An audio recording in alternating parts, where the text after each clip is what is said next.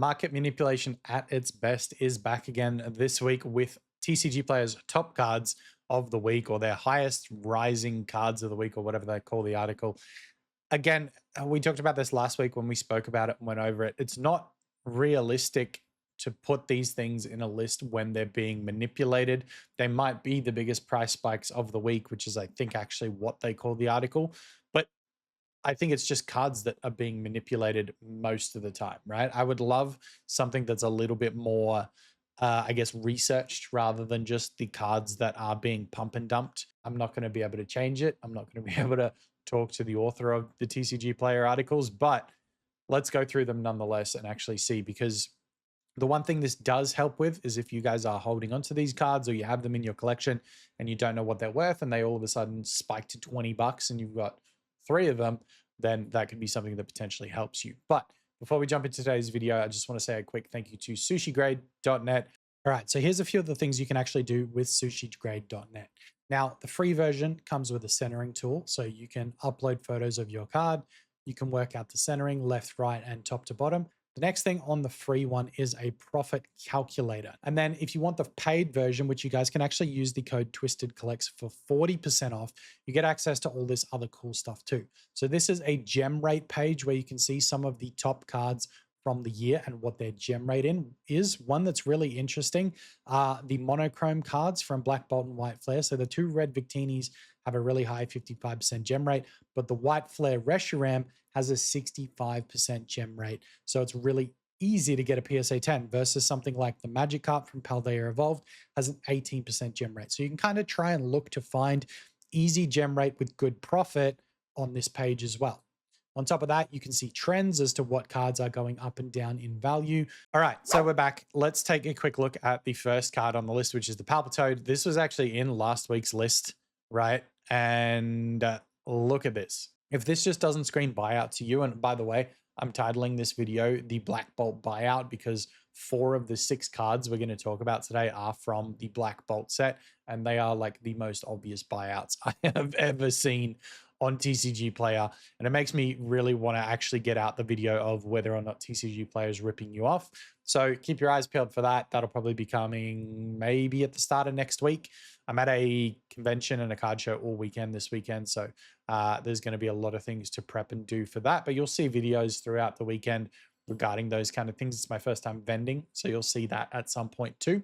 But yeah, looking at the Palpitoad, this card has been like $5 or $6 the entirety of its lifetime. And then all of a sudden there was 89 items sold between October 2nd and 4th, when normally there would be 10 to 15 items. The next highest here was maybe 33 back in the middle of September. But 89 items in a 3-day span pumped this 172%, going all the way up to a $20 card. So again, this is already starting to come back down because the sales did dry up.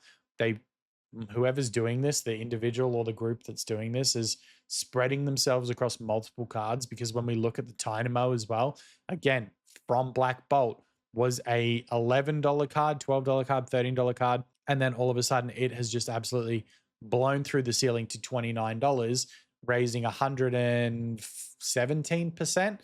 And then look, it's all of a sudden just dropped back down again to correct itself because the sales dried up.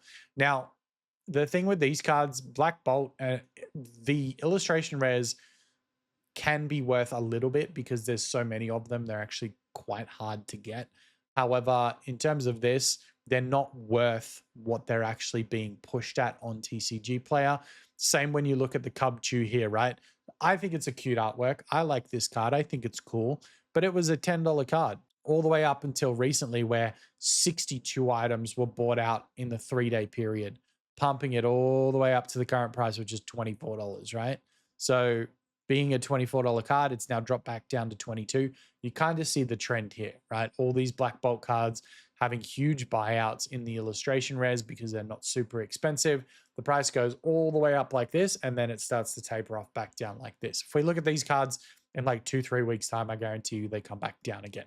The problem with this though, is they don't necessarily tend to come back down to a point where they are the same price as they were before. So these $10 price points. I feel like they're going to settle somewhere in between where it is now and where it was originally, which kind of sucks because it should just be like a $10 card.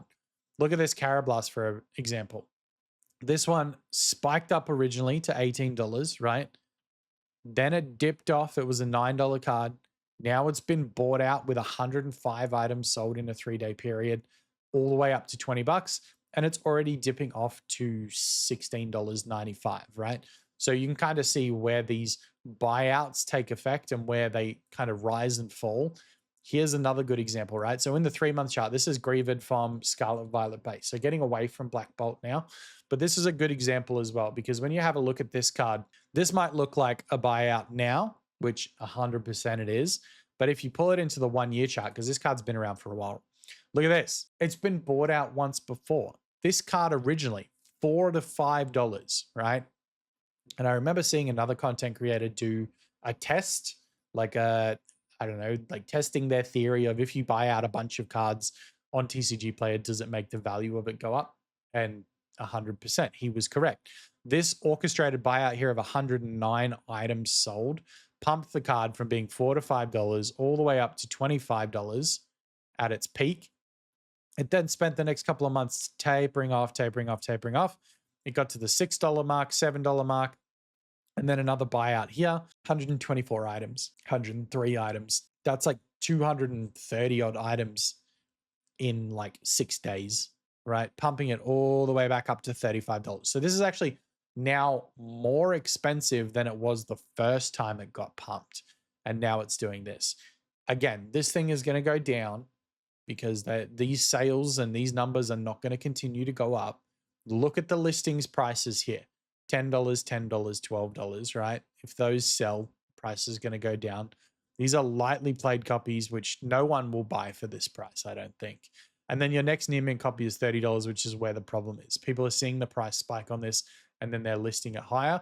But even at $30 now, with this price point being $35, if these $30 ones sell, that price is going to start to come down, albeit probably not a lot, but it is going to start to come down nonetheless. So a 791% increase in the last year on this card is absolutely ridiculous. And again, it's just coming off the back of these pumps. So be very cautious when you buy stuff like this. If you are looking at it from an investment standpoint, I always say to play it safe, you need to look for, popular Pokemon, good artwork, high rarity.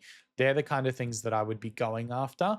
So when you actually look at stuff, this is a really good example. So this one was also on TCG Players list. And this is probably the one on today's list that I actually agree with the most, which is the Ceruledge SIR from Prismatic Evolutions. Now, although this hasn't gone up 100%, 200%, 300% like these other cards on the list, this one is up 33%, right?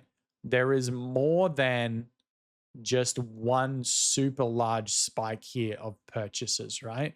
And it's just gradually sold at a more expensive price. So right here, the card was about $90, 91, 91. And then the more expensive ones started to sell, 92, 93, 102, right? But you've got 21 items sold, 15 items sold, 17 items sold, then 4 items sold, 11 items sold. So anywhere from sort of 10 to 15 items being sold on here, just causing it to creep up that little bit extra. I think Ceruledge is a cool Pokemon. I think a lot of people do like Ceruledge. I think Prismatic Evolutions is a set that is now hard to find depending on where you are in the world. I know here in Australia, at least, it's very hard to find. And I know for a fact that the special illustration rares in Prismatic Evolutions are extremely hard to pull. So they're high rarity, right? So this card to me makes sense. All of the other cards on this list make absolutely no sense whatsoever. So again, be very cautious when you're buying things. But if I was looking for a play on making a profit out of this list today, I would not be touching the first 5 cards. I would be looking at Ceruledge and I would be looking at other Prismatic SIRs to see what movements they're making. But in saying that, this Ceruledge, right, is now $128 market price. If you're going to a card store or a card show or anything like that, and they have old prices on these at $90 or even less, I would be grabbing them, because $90 for a cool SAR of a popular Pokemon, I think that's a steal, right? And it's from Prismatic, which everybody likes. People can't find it. It's hard to get product. Scalpers are everywhere, all over it, right? So this is a potential opportunity. The rest of these cards are not. So again, just be really careful when you're looking at this stuff, guys. I'm not going to drag out the video. This is pretty much what you just need to look at. And I hope this video is informational and I guess educational for you guys to the point where you know what to look for in cards. But with that said, I'm going to get out of here. I got plenty of content coming this weekend. So I'll see you guys in the next one.